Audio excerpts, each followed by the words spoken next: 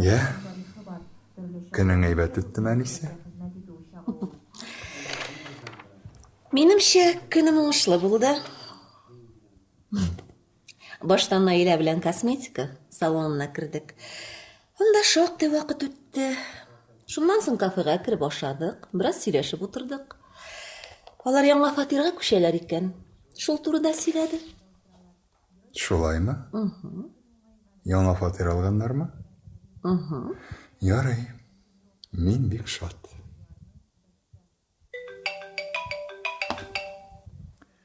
Алло, әйе? Тыңлыйм, кызым.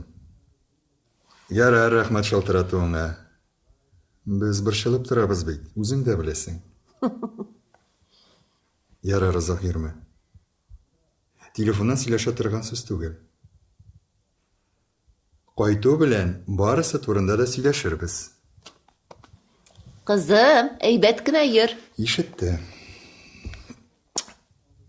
Миңа икегез белән дә бергә сөйләшергә кирәк иде. Нәрсә турында сөйләшмәкче буласың? Берәр нәрсә әйтергә теләсәң, һәр вакыт шулай сөйлә. Бигрәк тә җитди сүзләр булса. Серле елмаясың. Күңел хәбәр әйтергә телисеңме, әтисе? Син дөрес уйлыйсың. Ләкин ашыкмыйк. Хәзергә сер.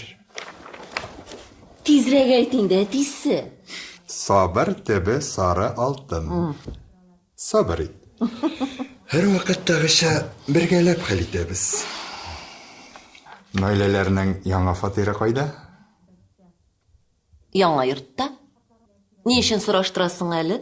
Булай гына. Ай, тагын шаярта.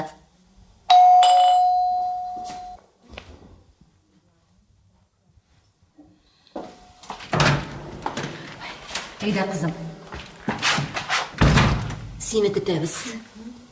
Әтиең бүген бик серле күренә. Әти нәрсә әйтергә тели икән? Күрерсең. Үзем дә белмим. Әйтми, минемчә бер сер. Безнең әти сюрпризлар ясарга ярата да инде.